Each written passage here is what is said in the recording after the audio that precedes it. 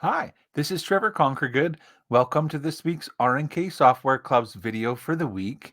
Our topic for this week is about how to create a hole in your embroidery fill if you wanted to remove an area. And so if you're ready to get started, let's go ahead and pop onto the Floriani workspace. And notice that I have an apple on my screen that has my initials removed, like a hole in the fill. And a lot of times people ask the question, how can you make a hole in your embroidery fill? So first of all, I'm going to use the select tool to just select the shape.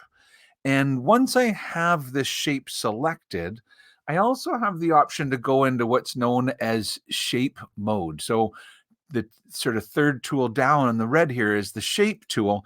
This is the one that would allow you to, for example, interact with the points of your shape. You could move them to a new location, and when you right click, it would update the stitching, to change your shape. And you can also interact with your holes. You can move the points of the holes. You can right click on top of the line and add a new point to change the shape of your holes, and always right click to update the stitching. So how do you add another hole then, Trevor? Well, the tool is actually over here on your left hand side in the red tool group. On the shape tool, just below, there's a small triangle. And if you click on that small triangle, it uncovers that there's a small tool group. And so the first one is to go into like editing the shape. That's what we have opened now. The second one is to add inclinations. And so that would be the yellow line here, the stitch direction line. But the third option is for add a hole. And when I choose add a hole, it goes into like a cursor that you can then use to click to draw the shape of the hole. And so you can kind of click, click, click to draw your points. And when you're done, you right click and it will update the stitches to make the hole that you made. And of course, you can go ahead and edit the points after you make the hole. And in this same way, I could remove a hole. So if you decided that you no longer needed that hole, then if you right click over top of the hole, right on one of the points of the hole, you'll notice that a whole option menu comes up. And in that option, there is the choice of delete hole.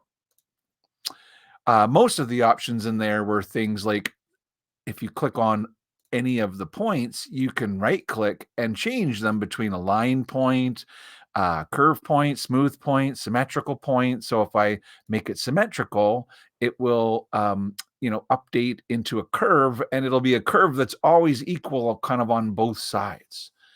So you can update your points and add them. Now, all of that said, if your shape was a different kind of shape, like maybe it's an applique, then the hole tool may not become available. And certainly if it's a run stitch or if it's a satin path, then that add hole tool is not an option. It doesn't mean you can't create a hole. It's just not the way that you would do it. I also want to point out the way that I added the T and the C to the apple was actually not by using the cut a hole tool, but by using the combine tool. And to use combine, what you actually need to do is go back to artwork. There's a lot of tools that become available when you convert your embroidery into artwork. And so the yellow star at the bottom is sort of like an eraser. Take all the thread out, just leave the shapes. And you can see that this really is an outer shape of an apple and then two inner shapes of the T and the C. And it looks in our sequence view like it's all one shape. But if you select it in your sequence view at the top, there's an option to break apart. And if I click on that, I'll now have in my sequence view the apple as one shape, the T as one shape, and the C as one shape. And so if you wanted to get rid of the T and then go, and find another shape, and it could be, maybe you want to do a BC apple. And so you bring in your B and your C and you size them to be, however you want them to look. Um, And then whenever you're ready, you simply select everything, even if they're not all the same color. It's all artwork. I just select all of those artwork shapes and I tell the software to combine them.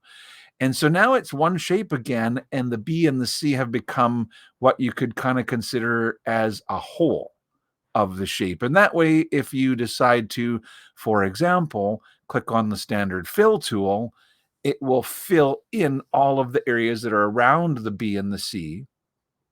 Um, if you wanted to do it as an applique, then the software would create the applique boundaries for both the outside of the apple and the inside shapes of the apple. And it knows, because they were combined, to treat it as one applique. So you'll notice your first color is the C, the apple, and the B. And now when it stops, you place your fabric.